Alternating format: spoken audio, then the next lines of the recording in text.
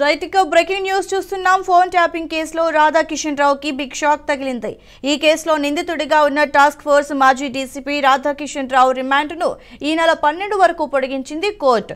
Phone tapping కేసులో ప్రస్తుతం రాధాకిషన్ రావు జైల్లో ఉన్నారు. అయితే జైల్లో లైబ్రరీకి వెళ్లేందుకు రాధాకిషన్ రావుకి అనుమతిచ్చింది కోర్టు. దీంతో పాటు జైలు సూపరింటెండెంట్ను కలిసేందుకు కూడా కోర్టు అనుమతినిచ్చినట్లుగా తెలుస్తోంది.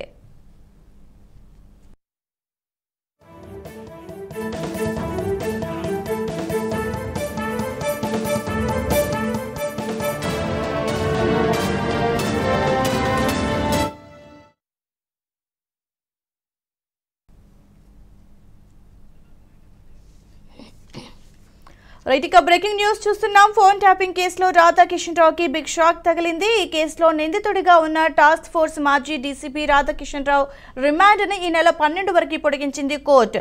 ఫోన్ ట్యాపింగ్ కేసులో ప్రస్తుతం రాధాకిషన్ రావు జైల్లో ఉన్నారు. అయితే జైల్లో లైబ్రరీకి వెళ్లేందుకు రాధాకిషన్ రావుకి అనుమతినిచ్చింది కోర్టు. దీంతో పాటు జైలు సూపరింటెండెంట్ను కూడా కలిసేందుకు కోర్టు అనుమతినిచ్చినట్లుగా తెలుస్తోంది. ఇక ఇదే అంశానికి సంబంధించి మరింత సమాచారం executive editor Shivaprasad phone line ద్వారా అందిస్తారు. శివప్రసాద్ చెప్పండి, అంటే ఫోన్ ట్యాపింగ్ కేసులో రాధాకిషన్ రావు ఆల్రెడీ నిందితుడిగానే ఉన్నారు. సో రిమాండ్ అయితే నెల 12 వరకు పొడిగిస్తున్నట్లుగా తెలుస్తుంది. దీనికి సంబంధించిన పూర్తి అప్డేట్ ఏంటి? అందులో పెద్ద ఆశ్చర్యకరమైనటువంటి అంశమే లేదు. ఎందుకంటే రాధాకృష్ణరావు దీంతో ప్రధానమైనటువంటి నిందితుడు. చాలా చాలా పెద్ద అక్యూజ్ గా తనని భావించవలసి ఉంటుంది. ఈవెన్ అమెరికా నుంచి దీంతో ప్రధానమైనటువంటి వ్యక్తి అయినటువంటి ప్రభాకర్ రావు వచ్చే వరకు కూడా రాధాకృష్ణరావే ఇక్కడ కీలకమైనటువంటి వ్యక్తిగా భావించవలసి ఉంటుంది. అందువల్ల రాధాకృష్ణరావు రిమాండ్ ని పొడిగించడం అనేది పెద్ద ఆశ్చర్యకరమైనటువంటి అంశమేం కాదు. లేకపోతే మిగిలినటువంటి విషయాలు రెండు కూడా అతనికి లైబ్రరీకి వెళ్ళడానికి, ఎందుకంటే పేపర్లు చదవడానికి ఏమొస్తుంది అనేది తెలుసుకోవడానికి, పేపర్లు చదవడానికి దానికి లైబ్రరీకి వెళ్ళడానికి అనుమతి ఇచ్చారు.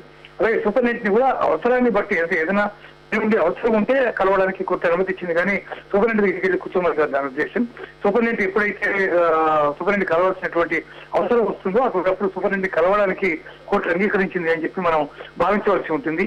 ఈ కేసులో ప్రధానమైనటువంటి ముద్దాయి అతను, దీనికి సంబంధించి అనేక కీలకమైనటువంటి అంశాలన్నీ కూడా ఆయన నుంచి వెలుగులోకి చూసినాయి. ఆయన రిమాండ్ రిపోర్ట్ లో పోలీసులు అనేక రకమైనటువంటి అంశాలని పొందుపరిచారు.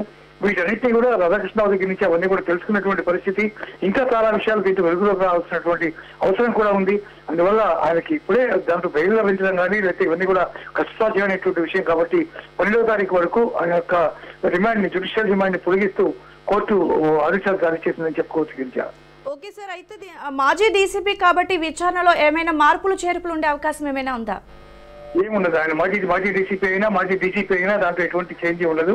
నిందితుడిగానే చూడాల్సి ఉంటుంది కాబట్టి అందులో ఎలాంటి మార్పు ఉండేటటువంటి అవకాశం లేదు.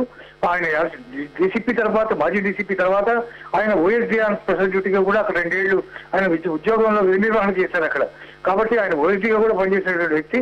అయినా ఏం తేడా ఉండదు. ఆయన దగ్గర నుంచి మరిన్ని విషయాలు తెలుసుకోవడం అనేది కీలకమైనటువంటి అంశం కాబట్టి దాన్నే కోర్టు ప్రధానంగా తీసుకుందని భావించవలసి ఉంటుంది. Girija, thanks for the update sir.